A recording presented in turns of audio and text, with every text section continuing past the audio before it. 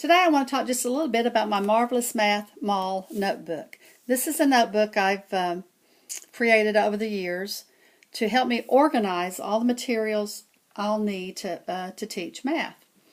The one that I will be using this year has pockets where I can slip. In this little front, I've established the routine and procedures for the first 20 days of school.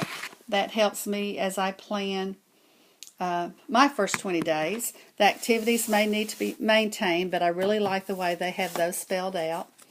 Underneath the first little section, I have back to school. As I come across some really neat back to school activities, I will just slip them in here underneath this headline, under this section.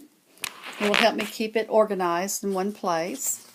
Behind that will go my student information, a list of students, their phone numbers, their birthdays. I can add to this email or text numbers, however the parents want me to communicate. The next thing I created is an Excel sheet where I can enter in my students' beginning of the year math assessments. Currently we're using the M class for math, and I can record the beginning of the year scores, middle of year scores, end of the year. So I have a document as I go that can easily access all the student information, their scores, and easy to notice any trends or areas that we need to work on. I created one also to use for my units.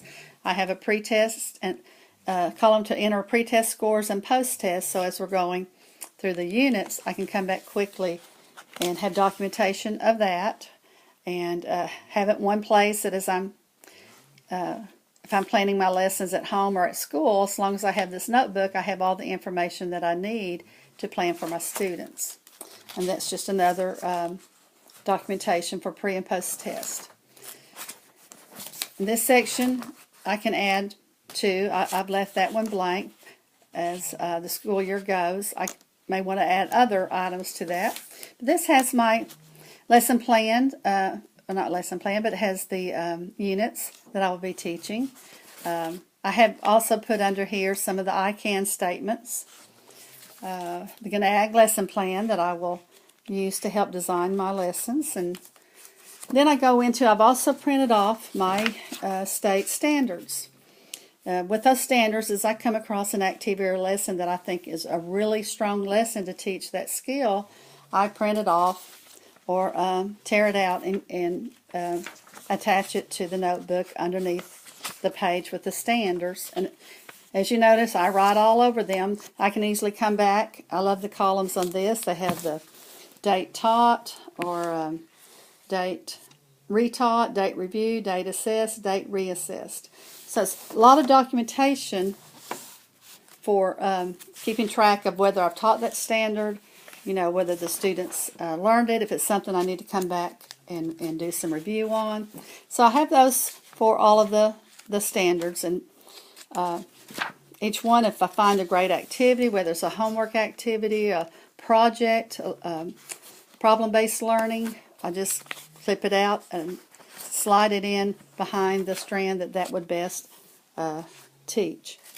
So I've done that through all my stands. It's something I can add to as the year goes on.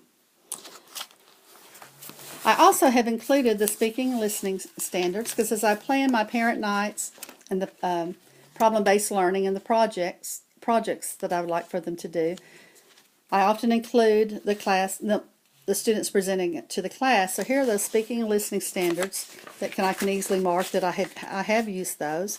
I also have put my science and social study standards in there, so sometimes they will cross over and correlate, and I can keep track of the standards and strands that I have taught with that as well. So one little neat folder I've included in here is I can slip a document in, or I can slip in little pieces. I have clamps to close them so that I don't lose those little pieces. And when I saw that, I thought that might be something I could use this year with my my Marvelous Math Mall folder. These little neat folders that you may have seen, you slip papers in, and then they've got a little corner. You can tuck the corner, so if you should happen to accidentally turn your notebook upside down, you don't lose all those little loose papers in there. I call this my Marvelous Math Mall because to me reminds me of a shopping mall. It's got everything I might need in one place. Can easily grab it if I want to plan at home, take it home with me. If I'm running to a team of math teachers to teach and plan, I can grab my Marvelous Math folder and go and have everything in one location instead of trying to gather up several different little files or notebooks. So I can't wait to see how you organize your materials and what tips you might have that have helped you keep track of the things that you do in your room. Thank you for stopping by.